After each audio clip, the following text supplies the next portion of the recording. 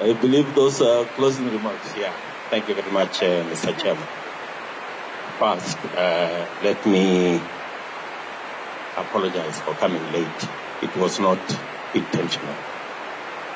You're aware, we had gotten an earlier communication that this meeting would start at 11.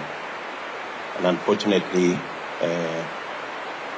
our Secretary General called us last night that there was a change of time, and we had already scheduled a meeting, so I apologize for that. But having said that, I would request that in future, we should at least give us maybe 3-4 days notice of the actual timings, because you understand, Mr. Chairman, every minute counts when you are a few days to the election. Secondly, we have participated in elections. This is not different from all the other elections we participated in. We believe that the IEBC has built sufficient capacity to handle this election. All we want, Mr. Chairman, is what you're doing. Engagement, continuous engagement. We will continuously engage your technical team with our technical team. And sometimes when we criticize, it's not because we have any issues. It's because we would, I think,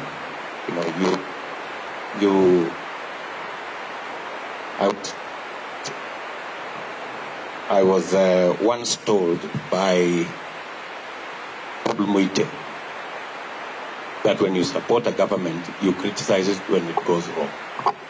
So sometimes when you see criticism, I think in that spirit. Two final things. Thank you very much. Two final things. We all agree that we are the digital highway is the place we are going. We support your commitment to the electronic register. We are trying to move our parties to also have nominations, like our competitors using an electronic register. So I think that's the direction we want to go. There has been notions that are not correct, that Kenya Kwanza wants a manual register. We do not want a manual register.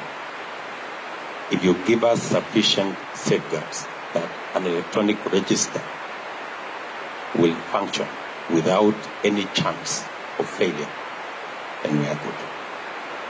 And finally, I was amazed at the number of staff, permanent staff, IEBC have. 800, in the region of 800 plus. Mr. Chairman, that's a very huge resource which Kenyans pay for. You should consider in future deploying that resource to help us with nominations in parties. I think really there should be a consideration, because it's a national resource, and they shouldn't be waiting to just run the elections. They can also help us run nominations in our parties with the expertise they have. In any case, Mr. Chairman, a democratic election will be heavily informed by the kind of nominations we do.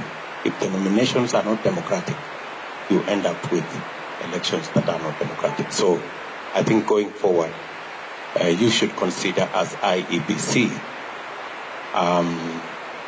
working with political parties so that we can leverage more on the resource you have, which is a public resource, to assist grow political parties as institutions of governance.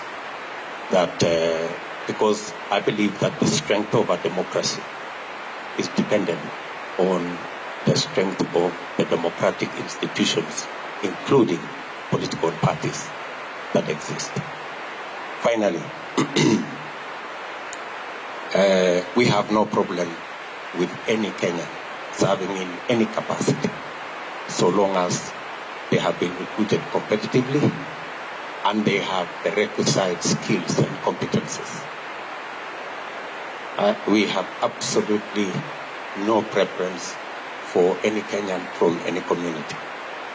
And if our competitors have a problem with certain Kenyans who come from certain communities, you can work out with them. We have no problem if they are replaced. But we want every Kenyan to be given a chance, and the measure should not be ethnicity, the measure should be competence, whether they are competent to do whatever it is that they are doing. I am on record, Mr. Chairman, saying that even if my competitor's brother was the chairman of IEBC, I would have no problem, so long as he is competitively recruited.